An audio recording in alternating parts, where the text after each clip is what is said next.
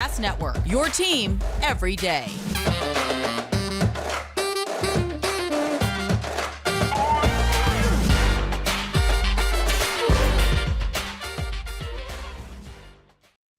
Hey again, everybody, and welcome back in to On Bama. Luke Robinson, that's me. Jimmy Stein, that's him. We're both dealing with massive depression right now. Jimmy, don't even tell me how you are today. I don't even know. I'm not massively depressed. Okay. I'm not massively depressed. I'm fine. Okay. Let's say this, that was awful. Seriously, that was awful. And there's one Auburn fan that's come on Twitter. I mean, we're doing this right after the game. There's one Auburn fan that's come on Twitter and said, "Hey, Luke Robinson's been preaching if going to the NCAA tournament is a bad year, then we should be happy." He said Alabama has all the talent in the world, and Alabama's 11-13 since Nate Oates stuck his arm out to shake Kelvin Sampson's hand. My first reaction was, yeah, the handshake fake. That's what did it. My second is that I don't know what to say other than, yes, the way this season ended is disappointing. And I'm not trying to sunshine pump by any stretch of the imagination. I was trying to keep a positive outlook because, frankly, most of my natural life, people have always had this like love-hate relationship with Alabama basketball fans, that is. I would say probably starting with around right after the Wimp Sanderson era, right? And ever since then, it's always like Alabama basketball fans are always, hey, yeah, we're doing good, but. And then when we lose again, like, see, I told you, we just always seem to suck. I mean, how quickly we forget we were so bad a few years ago. I mean, we would have begged the CBI to take us. So there is a positive in the fact that we went to the NCAA tournament. It is also true. These are not things that have to function away from one another. It is also true that we stunk to high heaven today. We stunk, Jimmy. We stunk. I thought the week off would inject this team with a little bit of life. They went out there like zombies. And even when they had a moment to use Javon Quinterly's injury, so unfortunate. I hate it for him. But you could have used that as a spark plug. Like, let's rally. Let's rally behind our guy. He came out of the tunnel on crutches, came and sat on the bench, and nothing happened. Nothing. And it wasn't like because Javon was out is why we got the hell beat out of us. That's not it. I mean, we looked lifeless. And every time I think it's Blake Lovell. I think that's his name. I'm sort of in a funk right now. But he's a great basketball follow on Twitter. And he said that last possession was symbolic of Alabama season, meaning the possession where we get a huge block, we save it in bounds, JQ's got it up the floor, we've got numbers, he tries to swing it cross court, it ends up in a transition dunk for Notre Dame instead. That's Alabama this year. That's what it is. You go ahead. Yeah, I think the way the season ended was disgraceful. The 4-game losing streak is disgraceful. I think Nate Oates had zero communication with this team. They didn't respond to him. I'm not sure they'd respond to anybody. And at the end of the season, it was pretty easy to assume, probably correctly, but I think this team is, needed to be put out of its misery, frankly. So in that sense, I'm not upset this is over at all. I'm almost glad I'm not forced to watch it anymore.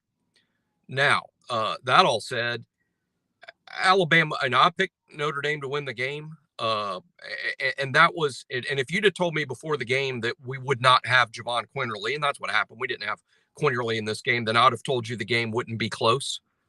So I wasn't surprised. And it's not that I gave up the second Quinterly was hurt, but that was easy to guess. As frustrating as it's been, to watch Quinterly this season with his ups and downs, he was the SEC tournament MVP, and his name wasn't drawn out of a hat. I mean, when Quinterly has it working, when he has it going on, he's really good. And Alabama didn't have him today. So I think it was going to be real uphill no matter what. But then Alabama just kind of generally played like they did in their other games down the stretch. It's crazy. If you'd have told me the day after Alabama beat Gonzaga in Seattle how the season would go, I just wouldn't have believed it. And then now I've watched it happen, and even though I still don't believe it, I certainly believe what happened today. It just wasn't a surprise, especially with Quinterly out. I think for Alabama to mount a run in the NCAA tournament, it would be behind their most experienced guard, and that's Quinterly by far. I thought JD, particularly in the first half, played really well. The second half, we saw more of JD's inconsistencies and in terms of the turnovers, and he still is too reluctant to put up shots, even though we know that's not the strength of his game. But overall, I'm just kind of glad it's over. I don't think this team cared too much about it being over, which is a real shame. And to me, I'm super interested in the roster turnover between now and next season. I am not like I think the majority of fans. I don't want all these guys to go. I would like some of them to come back, particularly the obviously talented ones like JD, like Bediako, who have extreme professional talent upside. So I'm really interested to see what's going to happen with the roster turnover. I'm honestly, I'm glad I don't have to watch this team play again. Is the best way I can put it. Apropos of nothing, I hope Doug Show's his luggage gets lost in Hawaii or something. That I hate that official. I literally do. Every time he does one of our games, I'm just like, damn it, he's just god. But that's not why they beat us. I just don't like him. I just don't like him. Great. Well, frankly, this is a great opportunity to complain about it because Alabama didn't lose that game because of officiating, not even close. Alabama richly deserved a blowout loss on its own without the help of the officiating, which is all the more reason to get on the officiating because we're not blaming the loss on them. We're just talking about how utterly woeful, pathetic, blind, incompetent they are. And that the call that we're both referring to was so bad. I wonder how can you have that job and make that call is mind blowing. Yeah. If you're talking about the, I think we're talking about the no charge on the call. And then also, I mean, the no call on the charge. And then also on the late 3-pointer, which by this time it was already too late. Frankly, I thought Oates should have gotten a tech much earlier than that. And then the call. I was actually talking about the intentional. I was actually talking about the intentional. Yeah. Intentional foul on Notre Dame that they didn't call and instead called a foul on the victim, which is pretty much like, remember when Lee Harvey Oswald shot Jack Ruby? When Jack Ruby shot Lee Harvey Oswald dead. And it would have been like they handcuffed Lee Oswald, his dead body on the floor, handcuffed him and said, "We're charging you with the murder of Jack Ruby." No, that's true. That call was bad too. But again, and that call was a momentum swing because it would have been our ball with 2 shots, I guess. And I think they went down and hit a 3 that possession instead. But again, frankly, Jimmy, this probably saved us. I mean, it probably saved us from getting we got beat up pretty good by Notre Dame. It probably saved us from getting the damn hell beat out of us by Texas Tech. I mean, Texas Tech, they looked fantastic, and we looked like shit. I've got Texas Tech in the Final Four.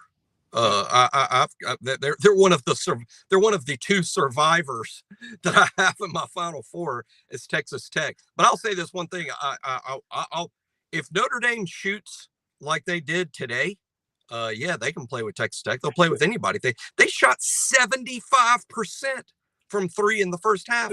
That's hard to do in an empty gym. But see, let me cut you off because here's the thing that I'm beginning to see. Everybody goes, man, everybody just shoots lights out against us. Maybe we play shitty D. Yes, they were contested sometimes. We do. Yes. Oh, the stats say we do. The stats prove we do. Yeah, we do. We're terrible on defense, but So I'm just saying 75% is good against air. Now, if they'd have shot 60%, I'd been going, well, that's Alabama's shitty defense. But that last 15%, that's just Notre Dame's day.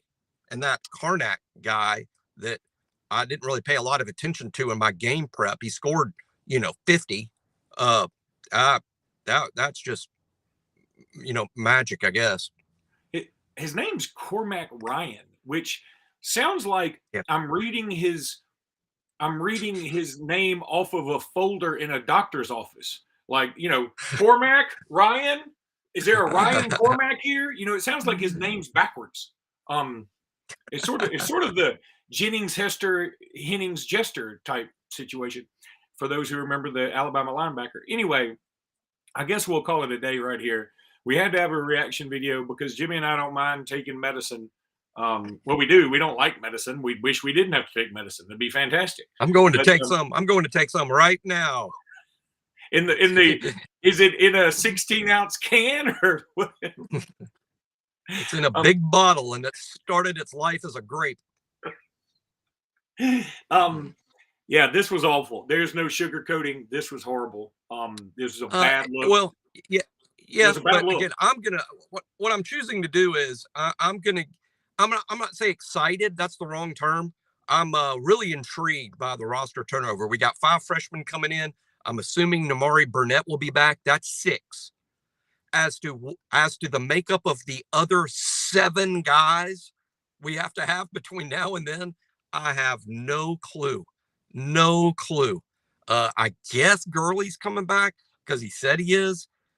I guess Bediako's coming back because I don't know. I just think, wow, I have no idea who's going to be on the team next year. That's fascinating considering next year's practice starts in about 6.5 months. I don't know who's going to be on the roster. I don't know who's going to be on the plane coming back from San Diego. Yeah. All right. Yeah. All right, buddy. Well, hey, we'll talk again Monday. And look, Monday, we might have a basketball wrap up, but we're about to get into spring practice like you wouldn't believe. Yep. Because it's a big football week. All right, buddy. We'll talk again soon. Until then, roll tide, everybody. Roll Tide.